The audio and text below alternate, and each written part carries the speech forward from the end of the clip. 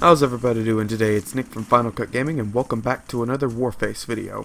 Okay, so today I'm going to tell you 3 steps to Warface that I really think improved my gameplay, and I think it'll also improve yours. Warface can be a very difficult game in the competitive lobbies, and to be honest, it's one of the most difficult games that I've ever had a chance to try and master. I love it to pieces, but it's a very difficult game, I must admit. So, for some people, a little bit of guidance in the form of a friendly YouTube video might be exactly what some need in order to improve their performance in Warface. Here are 3 steps that I think will help you improve your Warface gameplay. Number 1.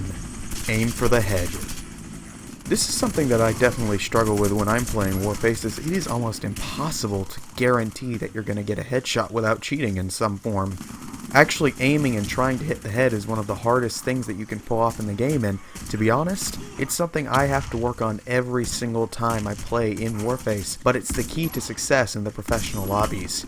If you aren't hitting a headshot every single time you get a kill, it's unlikely you're actually gonna get that kill. Every single kill you need to get at least needs to be an attempted headshot, and like I said, I work on this every single game I play.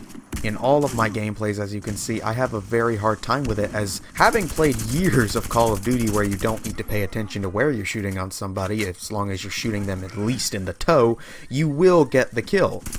However, now that I'm actually playing a game that requires headshots, multiple games actually, like Counter-Strike, Global Offensive, and now Warface, it's something that I have to work on every game.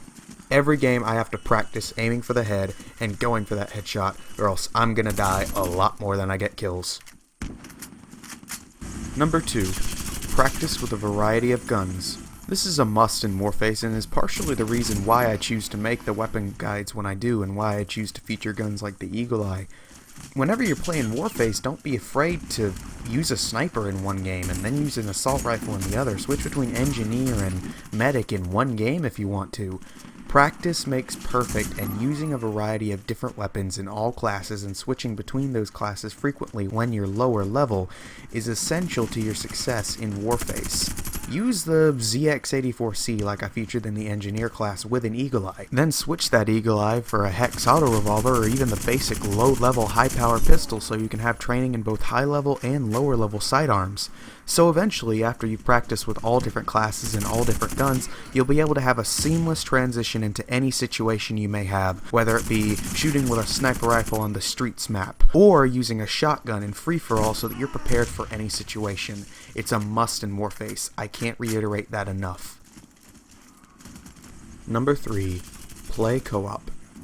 Co-op is perhaps the most underrated game mode in Warface because it allows you to practice getting headshots in all sorts of different environments against all sorts of enemies without much of a risk of getting killed yourself, because it's unlikely that you're going to get killed by bots if you're halfway decent at the game, and I know that my viewers are halfway decent at Warface. They could probably easily beat me. Co-op provides a good opportunity for you to practice your aim, for you to practice with all sorts of different guns, and it also functions as a cooldown from versus if you ever need it. Say if you're playing 3 or 4 games of Warface and you just aren't doing as well as you should be. You can calm down, you can go to co-op, and you can just enjoy some of the missions and play through the easy ones, and that'll get the kinks out and you're able to hop right back into versus and perform just as well as you were before you were having a bad set of games.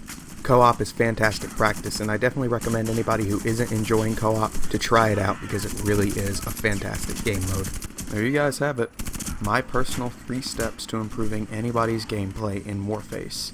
So often do I see low-level players not even trying to go for headshots and only using one gun in one class. While I do have my own preference for classes, I prefer using the Engineer over above all else, I have used the other 3 rather extensively, and I know what to do with each of them in most situations. Of course, I always do get stumped, and most of the time after that I just go, relax, play some co-op, maybe go play another game for a little while, then hop right back in and see how well I'm doing. If it's just not a good day, it's just not a good day, but always keep trying to improve your Warface game. Use all types of guns, practice your headshots in co-op, and play co-op itself.